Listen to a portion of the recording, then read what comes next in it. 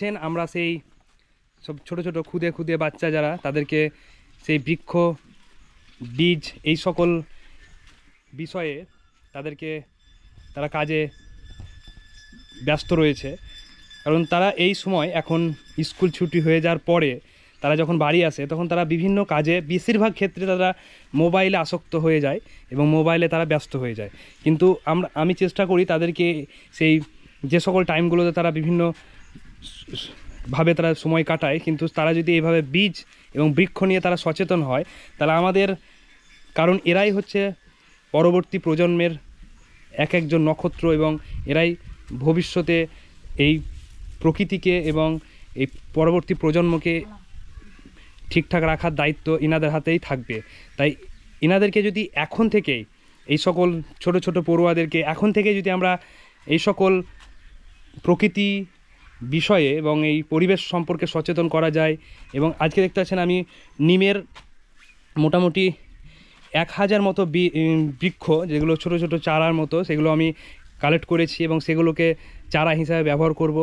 সেই গাছগুলো যখন সেই বড় হবে তারপরে আমি সেগুলো রোপণ করব। এবং আমাদের যে বীজ বম আজকে মোটামুটি 2 থেকে 3000 এর লক্ষ্যমাত্রা নিয়ে আমি এগোচ্ছি। আজকে দেখতে পাচ্ছেন কাজে সকলেই ব্যস্ত রয়েছে, অনেক ছোট ছোট পড়ুয়া রয়েছে, আমি দেখানোর চেষ্টা করব।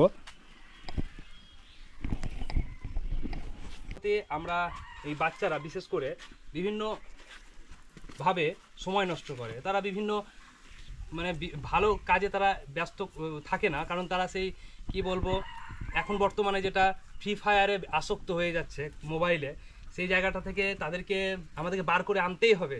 তাদেরকে যদি সেই জায়গাতে আমরা বার করে না আনি তাহলে কিন্তু খুব আমাদের জন্য ক্ষতি। কেননা আমি যে চেষ্টা করছি ওদেরকে যে টাইমটাতে ওরা বেশিরভাগ টাইম নষ্ট করে, সেই টাইমগুলোকে এই বৃক্ষ এবং প্রকৃতি এই সকল বিষয়ে তাদেরকে নিযুক্ত করা, যাতে তারা এইসব বিষয় সম্পর্কে সচেতন হয় এবং বোঝে। তারাই যাতে আর 5 জনকে শিক্ষা দেয় যে না আমাদেরকে গাছ রোপণ করতে হবে। কারণ এই সকল বাচ্চারাই কিন্তু দেখবো রাস্তাতে যাওয়ার পথে গাছকে নষ্ট করে দেয়, গাছের পাতা ছিঁড়ে ডাল ভাঙে বিভিন্ন, তারপরে কোথাও হয়তো গাছ আছে গাছটাকে তুলে নিল, কারণ তারা বোঝে না, তারা প্রকৃতি সম্পর্কে তাদের কোনো মানে এই সচেতন নয় তারা, কারণ তারা ছোট বাচ্চা, তাদেরকে এই বিষয় নিয়ে কেউ শিক্ষা দেয় না। তাই চেষ্টা আমি করি যাতে তারা এই সকল কাজের সঙ্গে যুক্ত থাকলে তারা গাছের প্রতি তাদের ভালোবাসা, প্রকৃতি সম্পর্কে তাদের সচেতনতা বাড়বে।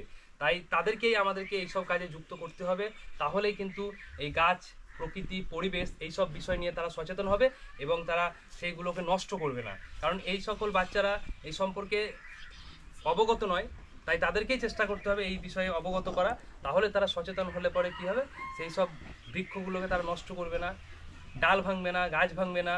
কেউ যদি গাছ না হয়তো নষ্ট করছে তারা কিন্তু প্রতিবাদ করবে, তারাই প্রতিবাদের ভাষা হয়ে দাঁড়াবে। তাই চেষ্টা করতে হবে তাদেরকেই এই কাজে যুক্ত করা, কারণ তারাই পরবর্তী প্রজন্মের জন্য একজন মানে ভবিষ্যতে তারাই এই আমাদের প্রকৃতিটাকে রক্ষা করার জন্য তাদের হাতে দায়িত্বটা থাকবে।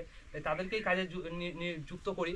এখন এই এক্সট্রা টাইম বিকেল তারা স্কুল থেকে এসে বেকার নষ্ট করে টাইম, তাদেরকে এই সব বিষয়ের প্রতি আমি অবগত করেছি এই কারণে যাতে তারা সচেতন হয় এবং তারা যাতে বোঝে।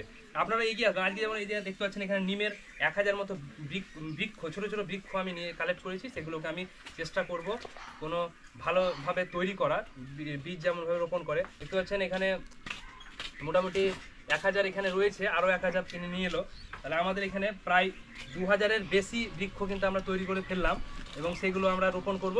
আমরা যদি 2000 নিম বীজ যদি আমরা তৈরি করতে পারি তাহলে অনেক সেটা রোপণ করার শুধু জায়গা থাকলেই আমরা রোপণ করতে পারবো। তাই আজকে আমি চেষ্টা করব কোনো যেভাবে হয় চারা তৈরি করে সেভাবে চারা তৈরি করব, তারপরে এই বীজগুলোকে রোপণ করব এবং বড় করে তুলবো, তারপরে রোপণ করব। আপনারা এগিয়ে আসবেন, আপনারাও এগিয়ে আসবেন। এইভাবে দেখতে পাচ্ছেন অনেক চারা এখানে রয়েছে, কালেক্ট করেছি, প্রায় 2000-এরও বেশি হয়ে যাবে।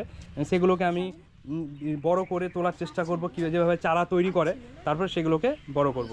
এবং আরও আমি চেষ্টা করব, কারণ এখন নিমের গাছটি এখন অনেক হয়েছে চারিদিকে, যেখানে যেখানে বড় বড় গাছ রয়েছে সেখানে নিচে কিন্তু অনেক বীজ পড়ে সেই বৃক্ষগুলো হয়েছে, সেগুলো কালেক্ট করার চেষ্টা করব এবং চেষ্টা করব কোনো জায়গাতে একটা নির্দিষ্ট জায়গায় আমি সেগুলোকে রোপণ করা এবং তারপরে সেগুলোকে বড় করে রোপণ করবো। মোটামুটি 1 থেকে 1.5 মাসের মধ্যেই সেগুলো বড় হয়ে যাবে। আমি এখন যদি এগুলোকে বড় করে তুলি তাহলে মোটামুটি সেপ্টেম্বরের 5 থেকে 20 তারিখের মধ্যে সেগুলো রোপণ করা যাবে। আপনারা চেষ্টা করবেন এভাবে এগিয়ে আসার এইসব বীজ রোপণে। ধন্যবাদ। আমি